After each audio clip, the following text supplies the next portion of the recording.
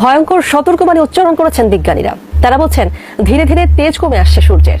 গবেষকরা আশঙ্কা করছেন পৃথিবী আবারও এক সংক্ষিপ্ত বরফ যুগে আটকে যেতে পারে, ঠিক যেমনটি ঘটেছিল ৩৮০ বছর আগে।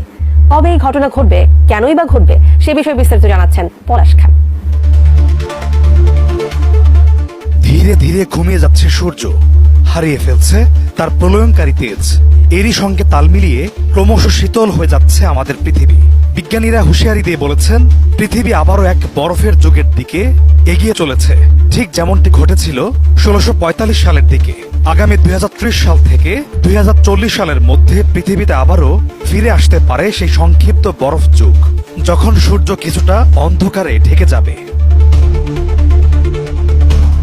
এই প্রসঙ্গে মার্কিন যুক্তরাষ্ট্রের ন্যাশনাল অ্যাস্ট্রোনমির সভায় অধ্যাপক ভ্যালেন্টিনা জারকোভা ও তার গবেষক দল জানিয়েছেন সূর্যের মধ্যে বিপরীতমুখী দুই তরলের বিশাল স্রোত পরস্পরের দিকে ক্রমশ এগিয়ে আসছে।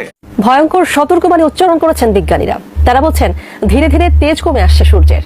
গবেষকরা আশঙ্কা করছেন পৃথিবী আবারও এক সংক্ষিপ্ত বরফ যুগে আটকে যেতে পারে, ঠিক যেমনটি ঘটেছিল ৩৮০ বছর আগে। কবে এই ঘটনা ঘটবে, কেনই বা ঘটবে, সে বিষয়ে বিস্তারিত জানাচ্ছেন